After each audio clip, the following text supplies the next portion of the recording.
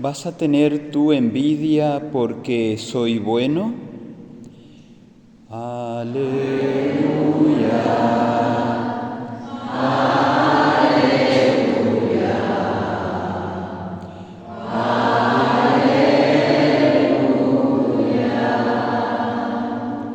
Que el Señor esté con ustedes. Evangelio de nuestro Señor Jesucristo según San Mateo. En aquel tiempo dijo Jesús a sus discípulos esta parábola.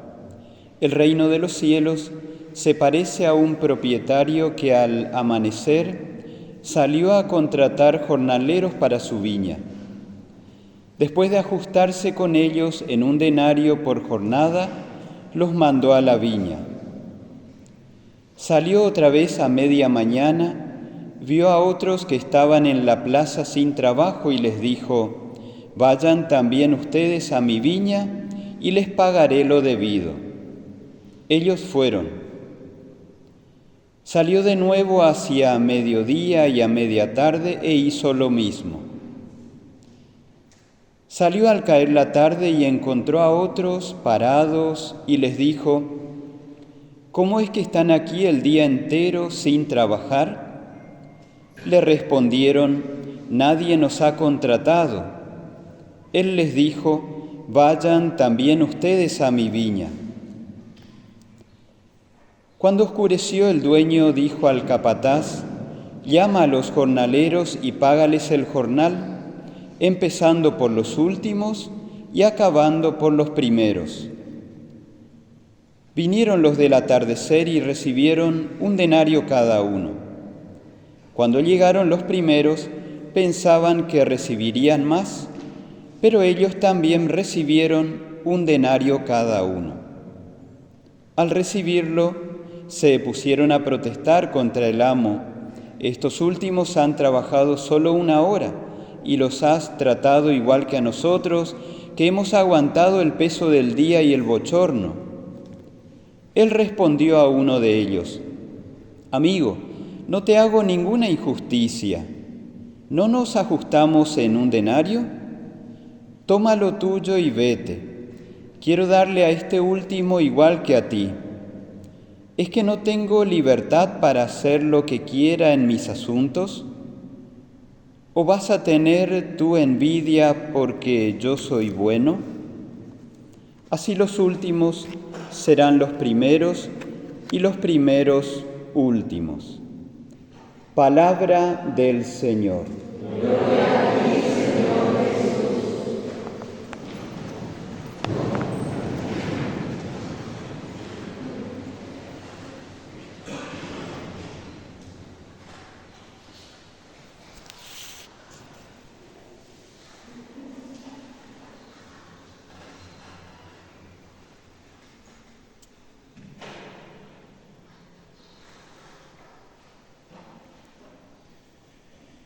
Esta parábola nos habla claramente del denario de la salvación que el Señor nos ofrece a todos y ofrece en todos los tiempos de la historia. En realidad es el mismo denario para todos.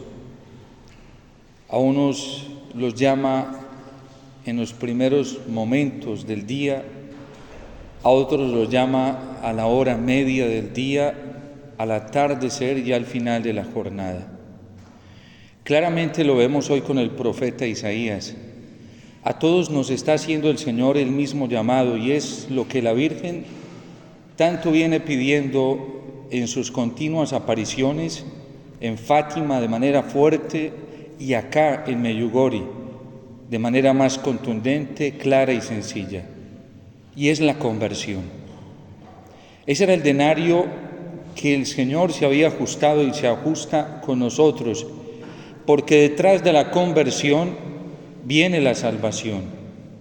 Y por eso San Pablo, en atención a los fieles que se les han sido encargado, sabe que debe quedarse más tiempo, porque sea que muera o viva, Cristo va a seguir siendo glorificado en él, y ya él optó por Cristo. Pero lo importante es que quienes están en esta tierra entiendan, comprendan por boca del apóstol San Pablo que es necesario buscar la conversión, que es necesario permanecer en la conversión y que es necesario buscar la santidad. Ayer lo decíamos citando a Santa Teresa de Calcuta, que la santidad no es un lujo, sino una necesidad. Si nosotros no somos santos, y es el llamado que está haciendo el propietario a varias horas del día, no podemos entrar al cielo. Y es que eso no lo estableció ningún hombre, eso no lo ha establecido la Iglesia, eso lo estableció nuestro Padre del cielo. Y así nos lo explicó claramente Cristo y la palabra de Dios. Sean santos y perfectos, como mi Padre Celestial, el santo y perfecto. Es el llamado que nosotros los seres humanos no estamos comprendiendo. El año pasado yo tuve una experiencia muy particular, y es que yo pensaba dentro de mí y decía, ¿cómo es posible que haya tanto pregón hoy del Evangelio?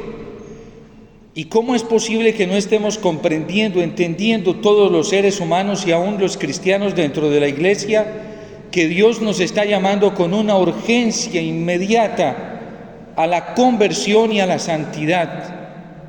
¿O será que nosotros no estamos sabiendo traducir el mensaje, no lo estamos sabiendo comunicar?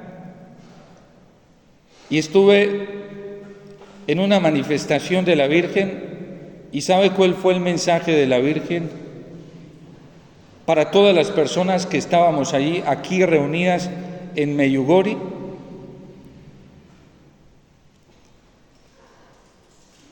conviértanse y busquen la santidad.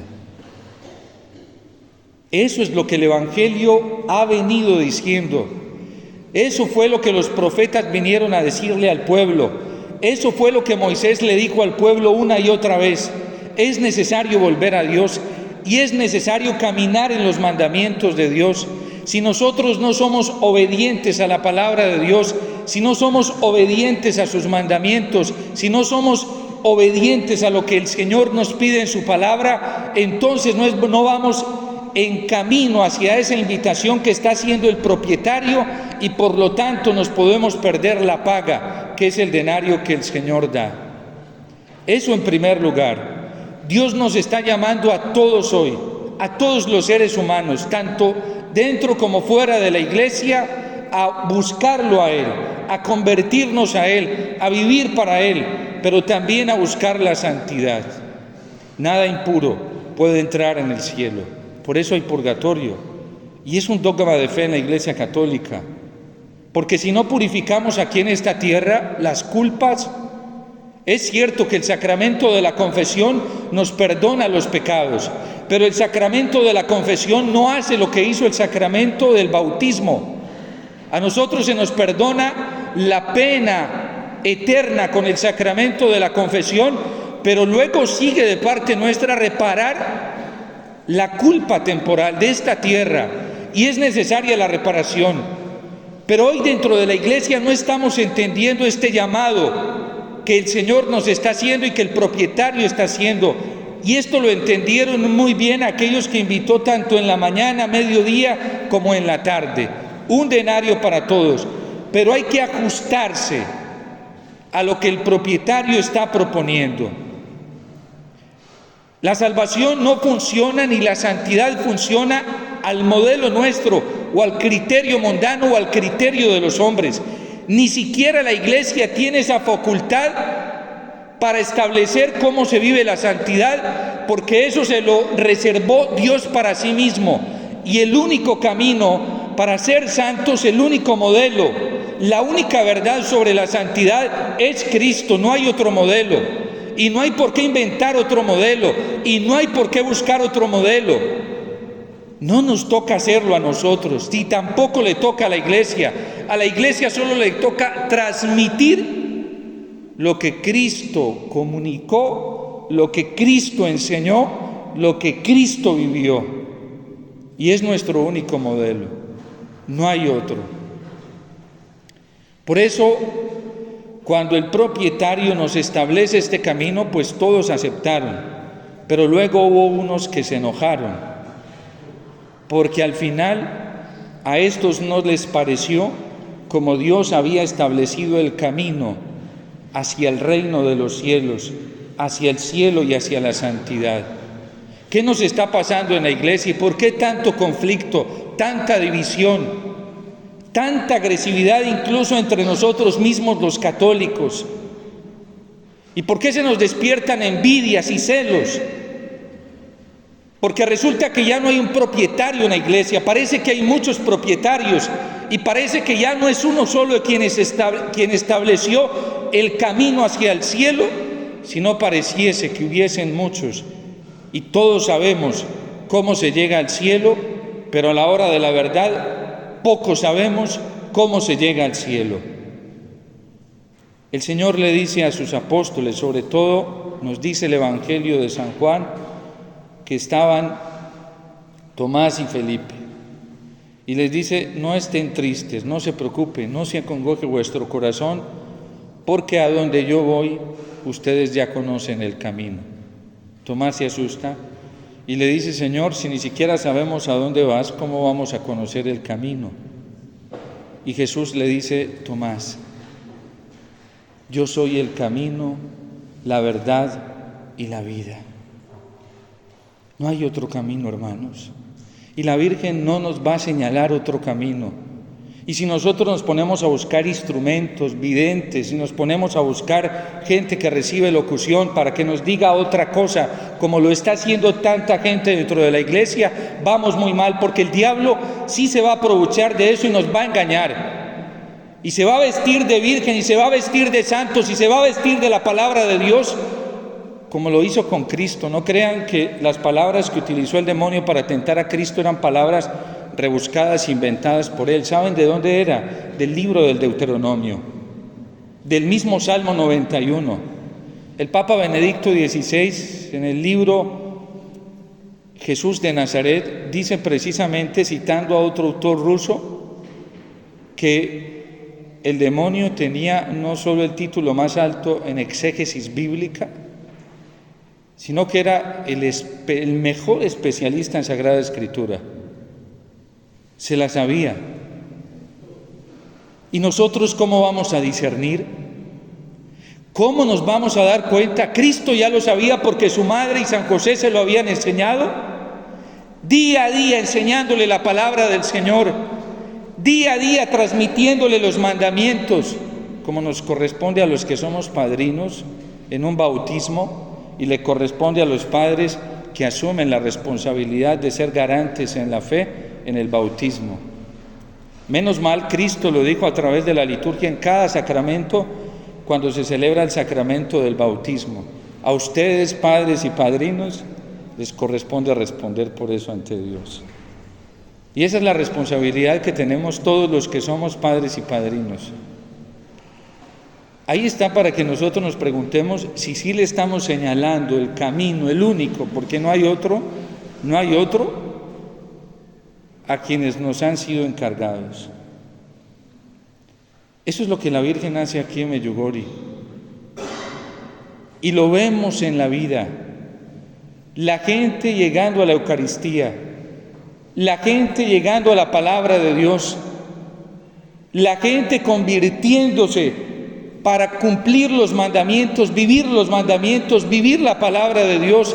Y por eso cantidad de gente en esos confesionarios, porque ya no quieren seguir escuchando otra propuesta, otro camino, otra verdad, otra vida, como lo habían hecho antes, sino el único camino, la única verdad, la única vida, que es Cristo. Y por eso ya no quieren mirar a otro lado más que a Jesús y Eucaristía. La Virgen no se queda con nada para sí. San Juan precisamente la presenta en las bodas de Caná. De hecho, era el primer milagro de Jesús. Después de 30 años nadie lo había hecho hacer ningún milagro. Y ve una necesidad en Caná de Galilea, en aquellos esposos, y ella no se va para otro lado, ni siquiera ella se pone de protagonista, a decir es que yo también tengo poderes, sí. No, va donde su Hijo. De hecho, todos los milagros que nosotros recibimos de parte de Dios a través de la Virgen son por su intercesión, no porque ella sea la fuente de esas gracias. Ella nos muestra claramente quién es la fuente. ¿Quién es la fuente de esos milagros? Y va donde su Hijo y les dice, no tienen vino. ¿Y yo qué tengo que ver contigo, mujer? Eso tiene todo un misterio, porque en el orden natural humano, la Virgen captó en el orden natural, porque así lo estableció Dios, y por eso el Verbo se anonadó tanto, que la Virgen captó inmediatamente cuál era la voluntad del Padre. Y luego el Hijo verifica, aunque el Evangelio no nos cuente todo eso, el hecho que realiza Jesús nos dice que Jesús luego verifica en su naturaleza humana, siendo Dios, que verdaderamente lo que la Virgen está pidiendo lo quiere el Padre, porque ella no quiere otra cosa diferente que lo que quiere Dios. Y va donde los sirvientes y les dice, hagan lo que Él les diga. Ella no es la protagonista, es Cristo. Y por eso nosotros, para la salvación, para la conversión, no podemos buscar otro instrumento, otro medio más que a Cristo. Y es lo que la Virgen está gritando al mundo desde acá de Medjugorje. El único denario, la paga que nos dio el Padre es Cristo, no es otro. No es otro denario, no hay que buscar otro denario. Y que tampoco nos vaya a pasar lo que le pasó a estos trabajadores, que algunos se llenaron de celos y envidia, porque otros aceptaron a última hora, aceptaron la propuesta de Dios. Hoy hay gente aquí llegan cantidades de personas que después de haber hecho y deshecho con la vida, en un minuto logran encontrar ya al atardecer de la vida cuál es el camino, cuál es la verdad y cuál es la vida, y le dicen, sí, te voy a obedecer en todo. A partir de ahora mi vida va a cambiar en todo, y en esos momentos les da la misma paga.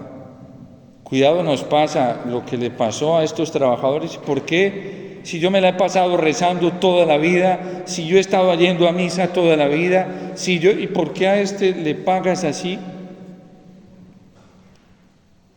¿Acaso no tengo yo derecho a hacer con lo mío lo que quiero?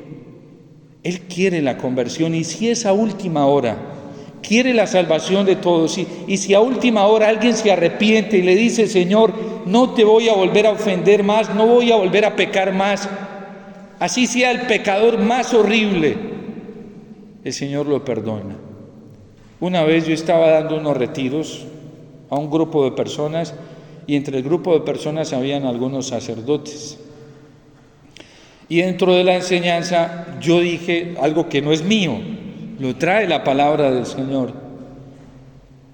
que no hay pecado, por muy grande y terrible que sea, que el Señor no perdone. Y así sea a la última hora. Cualquier pecado, el único pecado que no perdona el Señor es el pecado contra el Espíritu Santo. Y hay dos formas de pecar contra el Espíritu Santo. Una es por presunción, creer que no lo necesitamos y que ya estoy listo. Y la otra es por desesperación, que también se cierra a la posibilidad de que el Espíritu Santo le pueda dar la salvación. Y una conciencia escrupulosa tiende muchas veces a caer en esto, a desesperarse. No hay pecado, por horrible que sea, por terrible que sea, así sea la última hora, que el Señor no perdone. Y yo dije esto, y saliendo de la enseñanza, el sacerdote me busca y me dice, Padre, yo necesito que me atienda, que me escuche. Cuando llego yo a atender, el padre se pone a llorar. Un padre que lleva cerca de 30 años de vida ministerial, sacerdotal, y se pone a llorar y me dice, Padre, perdóneme, pero es que yo fallé Y yo creí que nunca iba a tener perdón de Dios. Pensé que Dios nunca me iba a perdonar y así me lo hicieron creer. Y ahorita lo escucho a usted y vengo a confesarme, porque yo quiero ser diferente, porque quiero aprovechar esta hora, porque quiero aprovechar este minuto. Confiéseme, Padre. Y llorado, tendido ahí, le pidió perdón al Señor. ¿Y saben qué hizo el Señor? Lo que siempre hace en el sacramento de la penitencia, cuando acudimos verdaderamente arrepentidos a Él, y lo perdonó de todo, y ese padre no paraba de llorar.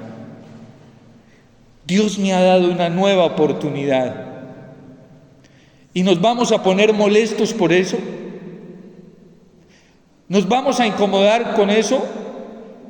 Es que así sea sacerdote y haya cometido la falla que sea, si le pide perdón a Dios de corazón, si en la última hora le pidió perdón al Señor. A mí me ha tocado ir a confesar sacerdotes a la cárcel, y yo veo la misericordia de Dios volcada ante un arrepentimiento sincero del corazón.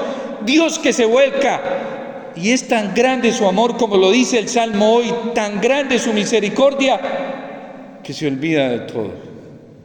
Él es el único que tiene la capacidad de eso, porque a nosotros nos cuesta. Esto es algo que le cuesta a la ciencia calcular.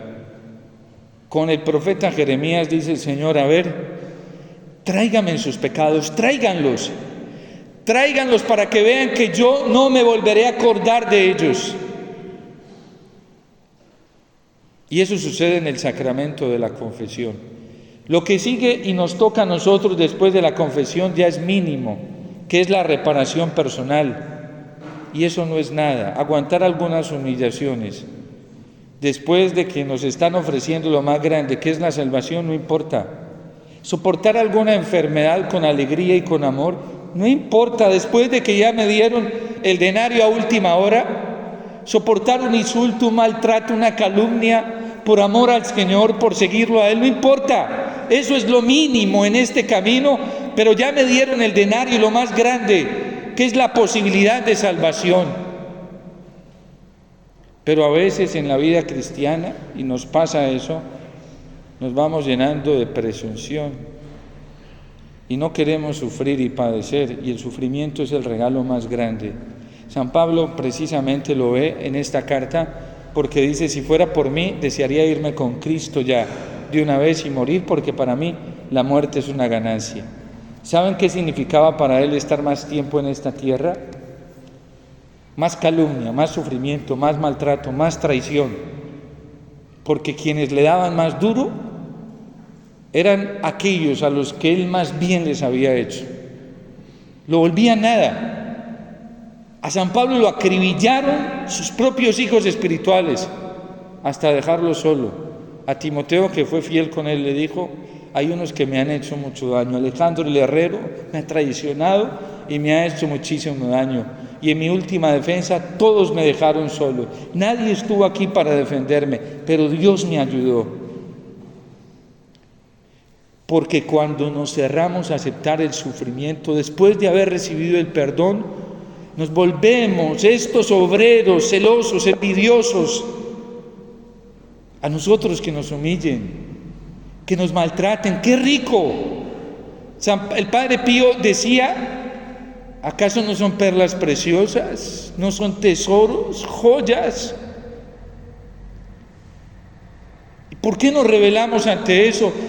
Si eso es lo mínimo en reparación para poder entrar al cielo después de que ya me dieron el denario, que es la posibilidad de la salvación eterna, aprovechemos para reparar en esta tierra.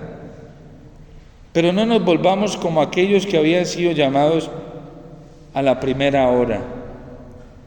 Quieren un denario mejor, no quieren sufrir, no quieren padecer. Mire, uno solo de los pecados pasados que nosotros cometimos bastaría para que nosotros ni siquiera hoy estuviéramos caminando, ni estuviéramos disfrutando lo que estamos disfrutando, ni siquiera para estar aquí en Medjugorje. ¿Creen que nos lo merecemos? A ver si alguna de las faltas que hemos cometido en el pasado nos dan mérito para estar aquí. Ninguna, pero Dios en su infinita bondad, en su inmenso amor y en ese llamado tan grande que nos está haciendo a la conversión y a la santidad, lo hace. Levante la mano el que cree que merece estar aquí en Medjugorje.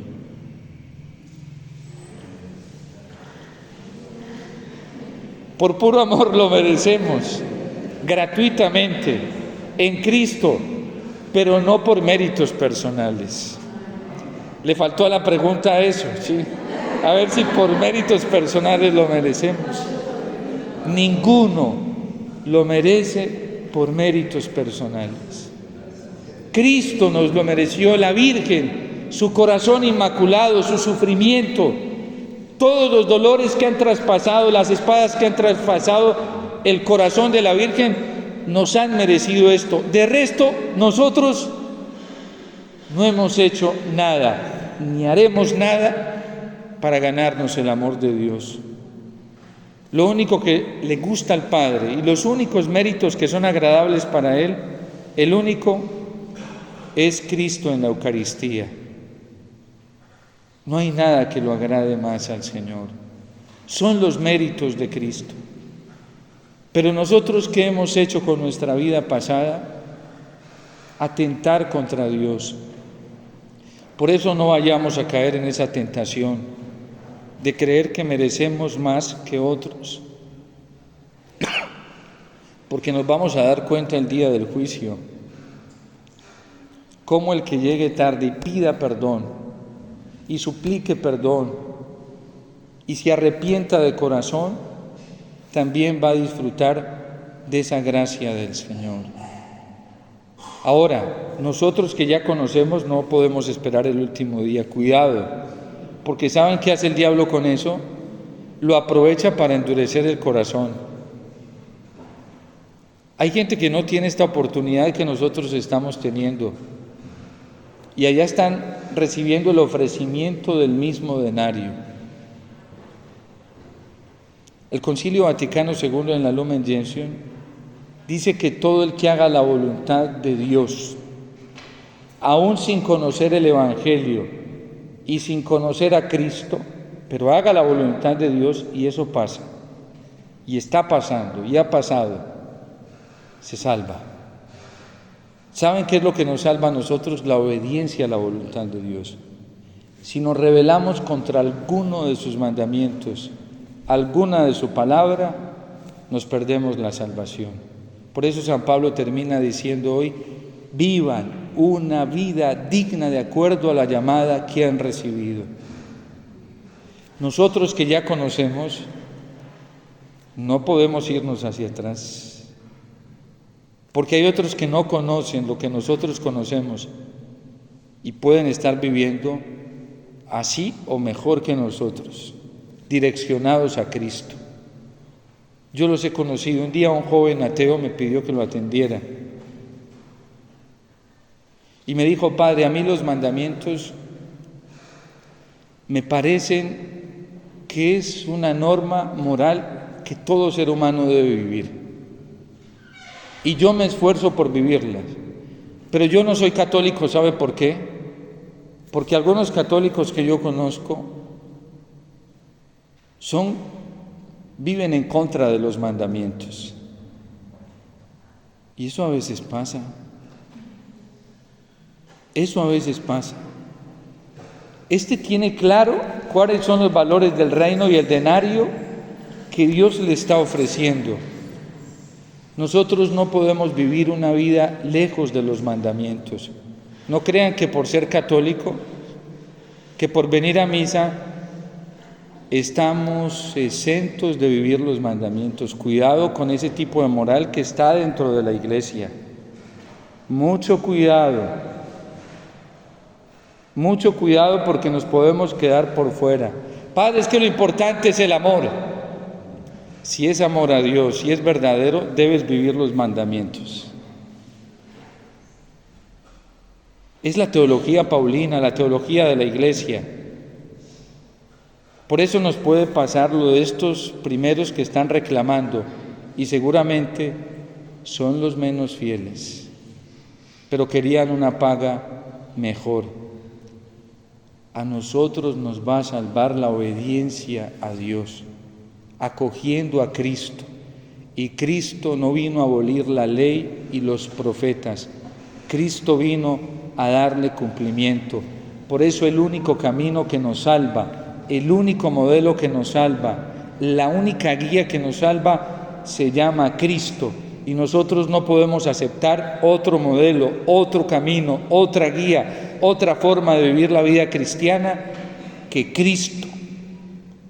Todo el que se ajuste a vivir como Cristo, todo el que se ajuste a caminar por Cristo, todo el que se ajuste a obedecerle en todo a Cristo, ese es el que puede tener la paga del denario, la salvación. Y en la iglesia, lo dijo Benedicto XVI, hay católicos que podemos estar viviendo de formalismos y no de obediencia a Cristo. A nosotros no nos sirve de nada gritar dentro y reclamar y decir muchas cosas si no somos obedientes al Señor y si no lo seguimos, si no caminamos como Él caminó. Padre, un poquito a la izquierda, no. Como Cristo caminó. ¿Por dónde caminó? Lo que Él hizo. Ese es el denario que nos está ofreciendo el propietario del cielo, Cristo. Por eso no podemos aceptar otro modelo. Por eso nosotros no podemos aceptar otra interpretación del Evangelio, porque la interpretación la dio Cristo, hizo vida el Evangelio. Yo no vine a abolir la ley y los profetas, yo vine a darle cumplimiento. Miremos a Jesús, enamorémonos de Jesús, contemplemos a Jesús. Yo le digo mucho a la gente en toda esta confusión que vivimos, Padre, ¿y entonces qué hago? Enamórese de Cristo escuchándole, péguese del Evangelio, de la palabra de Dios. No tenemos que buscar otra palabra. Venga a la Eucaristía, busque a Cristo en la Eucaristía, viva la Eucaristía con el corazón. Padre, pero es que yo ya no voy a la misa porque hay católicos muy incoherentes. Dios no te llamó a que mires cómo la gente vive la Eucaristía, te llamó a que tú la vivas. Hay veces nos dejamos engañar por el diablo mirando cómo la vive cómo la vive este otro. Yo recuerdo en el seminario cuando llegué a estudiar éramos casi 100 seminaristas y el primer día yo me hice en las bancas de atrás y yo dije, yo no voy a poder vivir la Eucaristía bien así.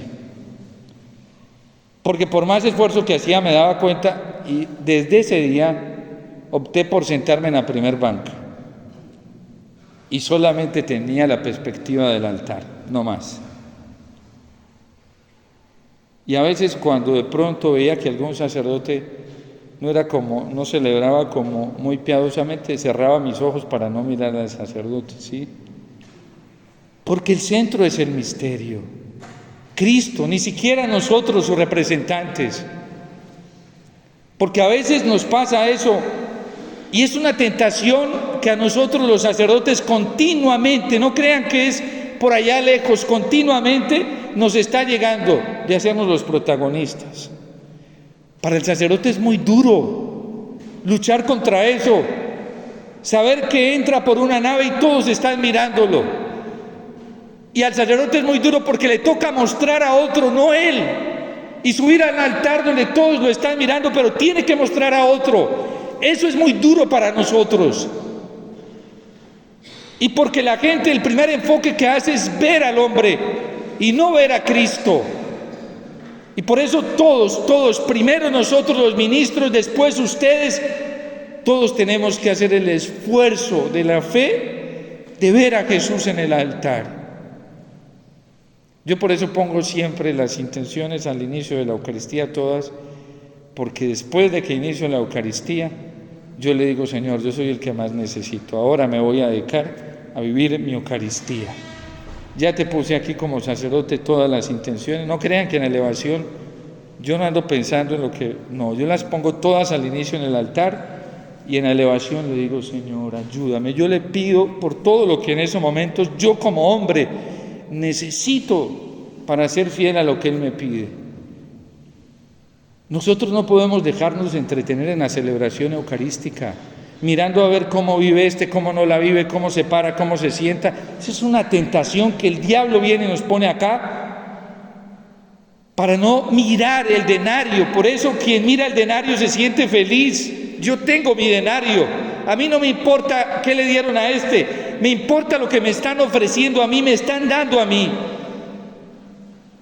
Pero cuando nos ponemos a mirar, ay, a mí me dieron, pero a este le dieron, dejamos de contemplar y de gozarnos lo que me están dando a mí por mirar a ver qué le dieron al otro. Y el diablo feliz. Todos tenemos esa tentación, yo el primero, y no crean que hoy estoy salvado de eso, ¿no? Yo muchas veces entro a la Eucaristía temblando porque eso a mí me genera susto, pavor. Yo digo, Señor, ayúdame. Necesito vivir mi Eucaristía yo, y para nosotros los sacerdotes es muy duro, porque nosotros tenemos la perspectiva así. Es muy difícil, no crean que es tan fácil. Ustedes ven a uno solo, nosotros vemos muchos. Y no quisiéramos mirarlos, pero de esos muchos hay gente que no vive bien la celebración. Y yo sé que los padres también sufren, porque eso se pega. A la asamblea hay un presidente, pero todos venimos a celebrar. Y ustedes también son muchas veces culpables de que nosotros nos enfermemos de falta de piedad. Deberían ayudarnos con su forma de vivir la Eucaristía. Porque a veces somos muy buenos para los padres, ¿y tú cómo la estás viviendo? Yo he estado en celebraciones eucarísticas con laicos donde a mí me enciende el corazón, me conmueve, con niños. Pero también he estado en celebraciones donde qué batalla tan grande. Somos una comunidad, una asamblea, y entre todos nos debemos alimentar. Ustedes con su testimonio y fervor tienen que ser un aliciente muy grande para nosotros. A todos se nos está dando el mismo denario. Enfoquémonos en el denario que se nos está entregando, que es Cristo, y verán cómo no nos ponemos a pelear y a mirar a ver qué le dieron al otro, qué no le dieron o qué le van a ofrecer al otro. Aquí, este tesoro que se nos da a todos en la Eucaristía, porque en la Eucaristía nadie es más importante que nadie. Cada uno es muy importante para Dios, cada uno. No crean que yo soy más importante por ser sacerdote, soy un siervo a quien me pidieron prestar un servicio y me entregaron un ministerio muy grande, muy digno, muy alto, que es el sacerdocio, pero soy un siervo como ustedes, necesitado como ustedes. Esos somos nosotros los sacerdotes. Y venimos al altar hambrientos, sedientos también. Ayúdenos ustedes también a darnos cuenta, los sacerdotes, que el denario que se nos está ofreciendo en la Eucaristía es demasiado grande, demasiado valioso, para que no nos pongamos, ay, pero es que este apenas acaba de llegar, no, es ya y ahora. En unos momentos, ese denario prometido se va a hacer realidad. Y después, en otros minutos, se nos va a entregar a cada uno. ¿Sí? No piense en nadie más. Gócese con ese denario. Gocémonos cada uno con el denario. Tanto primero nosotros los ministros como ustedes. Es la paga más grande para no entretenernos en otras cosas. Y podemos cantar como el salmista canta hoy, que el Señor es bueno, que su misericordia es eterna, que su gracia es muy grande. Porque es una sangre para el perdón de los pecados. Es un cuerpo que se entrega para el perdón de los pecados, para los cuales los míos. Aprovechemos este tesoro de la misericordia del Señor. Terminemos de vivir esta Eucaristía todos, ministros y laicos. Ustedes tienen el sacerdocio común, a nosotros se nos confía el sacerdocio ministerial para la misma cosa, ¿sí? para poder recibir el denario ahorita, recibirlo, sí. Pero todos estamos capacitados para recibirlo. Y si no estamos dignamente vestidos, preparados porque nos falta la confesión, pues corramos a hacerlo. Aquí hay muchos sacerdotes para hacerlo y podamos ir a recibir ese denario de la paga del Señor. Tampoco nos vamos a acercar a recibir indignamente el cuerpo y la sangre del Señor. Pero sepamos que a última hora hay posibilidad, todavía hay posibilidad. Hasta los sacramentos tienen vía extraordinaria, ¿sí? Y por eso aprovechemos esta gracia que el Señor nos ofrece, este denario, que es Cristo mismo que se hace presente en este altar, tanto para nosotros los ministros, que somos los primeros que lo necesitamos, que así venimos al altar, como ustedes, todos hambrientos, lo mismo, carentes de la misma necesidad de este denario que es Cristo el Señor. Dios te salve María, llena eres de gracia,